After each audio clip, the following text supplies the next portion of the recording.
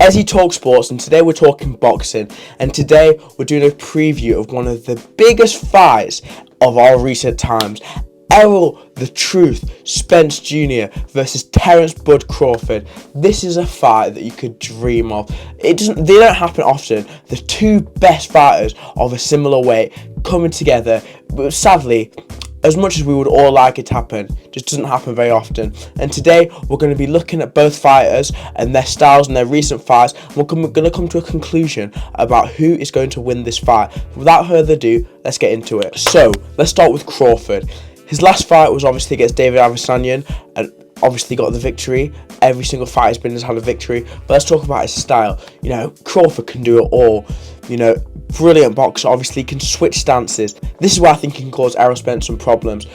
Firstly, just a southpaw in general, which Crawford tends to mainly fight out of the southpaw. But southpaws in general, we all know they just cause fighters problems. They cause fighters issues, and it'd be no different for Errol Spence. You know, fighting southpaws, it's just awkward. But the fact he can switch, it just means Errol Spence Jr. has to stay so much more focused, has to keep adapting. Because whilst he thinks he's getting in the rhythm, let's say Crawford starts out southpaw, he thinks he's got Crawford, he thinks he's downloading the data switches, then he's got to start that whole process all again. It can catch him off guard. I think that's something that Errol Spence Jr. needs to be ready for, and I think obviously in the training, I'm sure he will have been sparring lots of southpaws, orthodox, and even switch stances. So hopefully for Errol Spence Jr. and his fans, he'll be prepared for that. Now, Crawford is slightly senior of Errol Spence Jr. He's 35, obviously, turning 36 in a couple months, and Spence Jr. is actually 2 years younger than him. But in his recent fights, it doesn't look like Crawford has shown any signs of slowing down. This is the reason why, for so many boxing fans and boxing pundits, Errol Spence Jr. is top 3, even top 1, just the pound for pound best boxer. So, but you never know. When Father Time catches up with you, and it can just happen. You can have an amazing performance in your last fight, Father Time catches up, and you can just be completely different.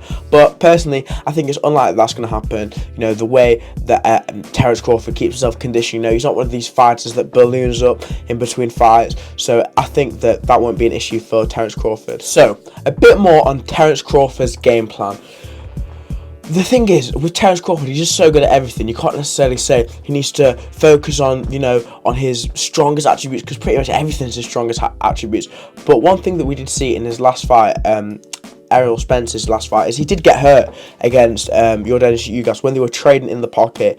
So maybe if you're Terrence Crawford, obviously we know Errol Spence Jr. is a come forward fighter. If you're Terrence Crawford, maybe let him come on to you, trade in the pocket, because obviously it doesn't happen often, and you've got to give credit to Errol Spence. Arguably could say he was distracted when the mouthpiece came out, but either way, he recovered very well.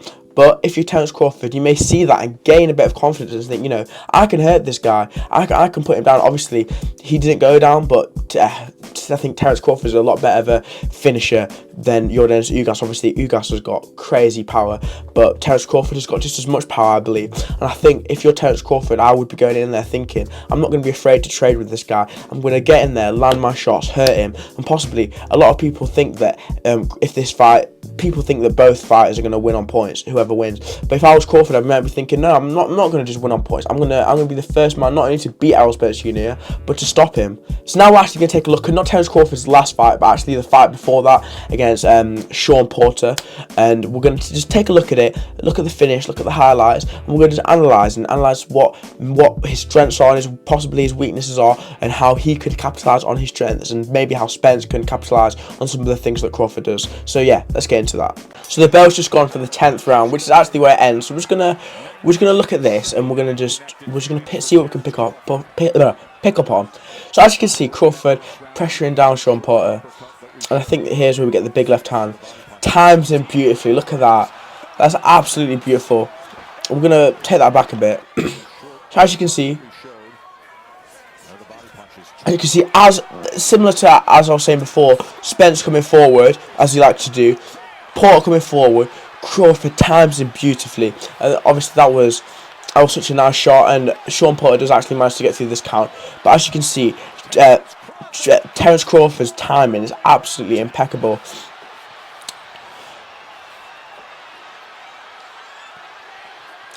And as we can see, he's not rushing in at all, taking his time. We see so many fighters, they wobble someone, they get them hurt, and they're just going crazy, but he's picking his shots.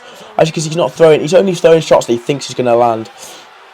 And he obviously, as we know, he is going to get another knockdown in a little while. And as you can see, these combinations, we're going to rewind that again. Uppercut, right hook, and then a left hook. Puts him down. As you can see, I think that's just a bit of frustration that he's just, he knows he's just pretty much just been pieced up by Crawford. But as you can see, I think from these clips we've seen, Terrence Crawford's timing is impeccable. And as we saw, as I keep mentioning, I think it's a credit to Errol Spence Jr. that I keep having to pick up on this one time that he's been hurt. But obviously, as you can see, if there's a possibility that he can be hurt, then Errol Spence, that is, Terrence Crawford, with his timing, he can put the shots together and hurt and possibly stop Errol Spence Jr. But yeah, as you can see, his time is absolutely immaculate. But yeah, now let's get on to Errol Spence Jr. We're actually going to look at Errol Spence Jr. and his fight against Shawn Porter. Yeah, we're going to jump in at the 1 minute mark of the 9th round, and let's just have a look at this now. So obviously, as per usual, Spence coming forward, all looking good. But as you're going to see in a second here, Porter, he lands on him, pops the head back with the uppercut, and obviously Spence does keep coming forward. But yeah, I keep mentioning, but I just think personally, Crawford is going to have opportunities where he's going to land on Errol Spence. He needs to make the most of it. But yeah, Spence showed, I think in this fight, he really showed that he's really got that grit in him. We all know Shawn Porter, he's just a dog. He just keeps coming forward.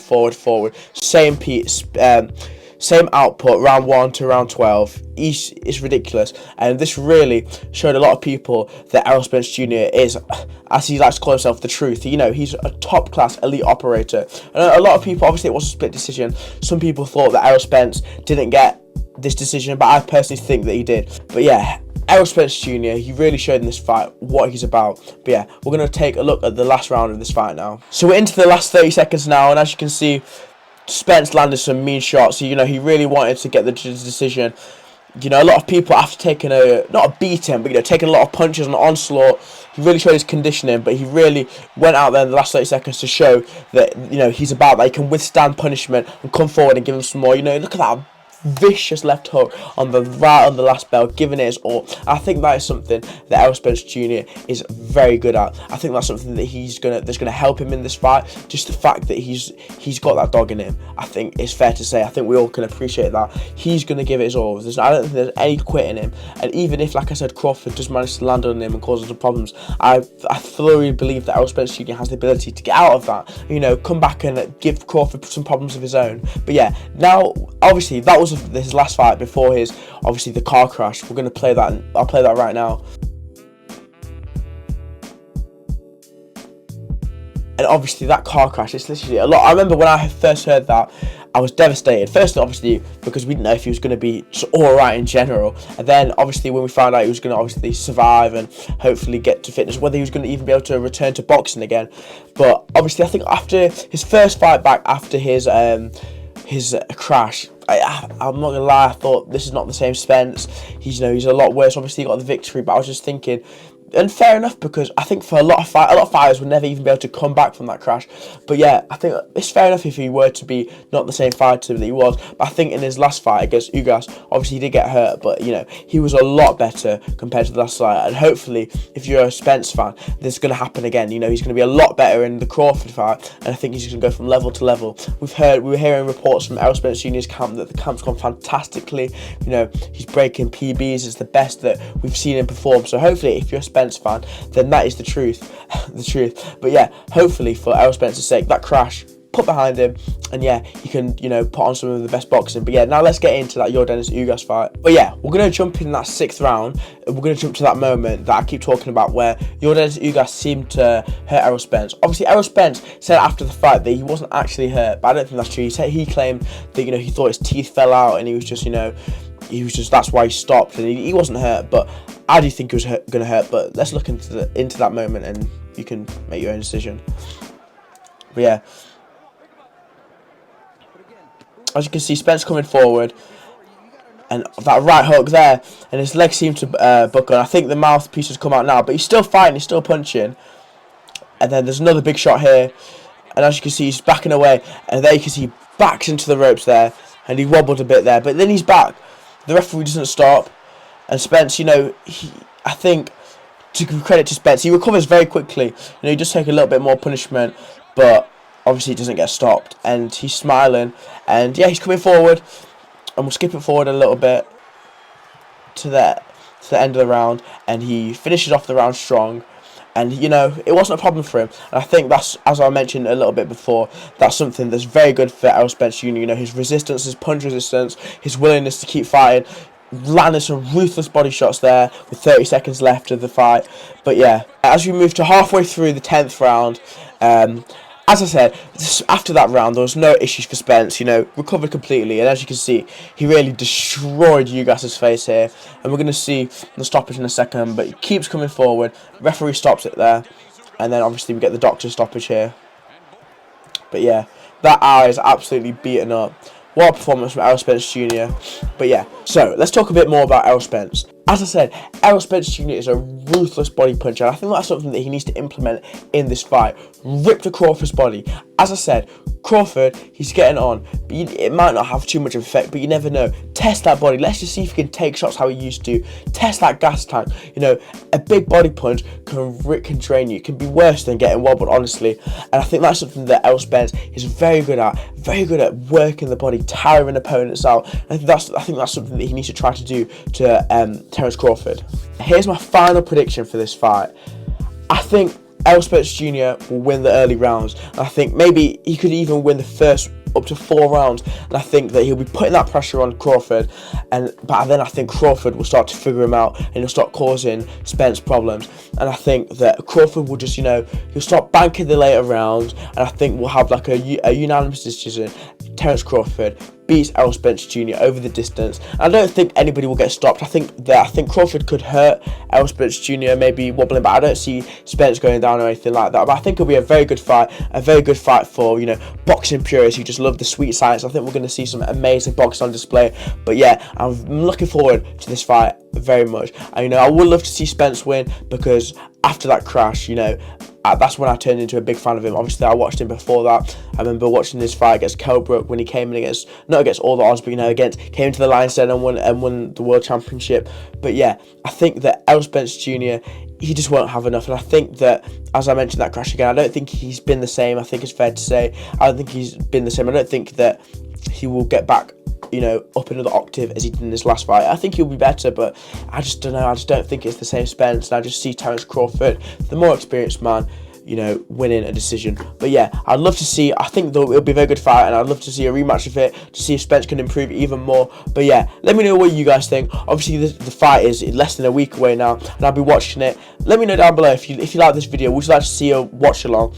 I did one for UFC 286 and it did quite well. But yeah, if you like the video and you would like to see me do a watch along, then I'll do one. As you talk sports, talking boxing today, thank you for watching.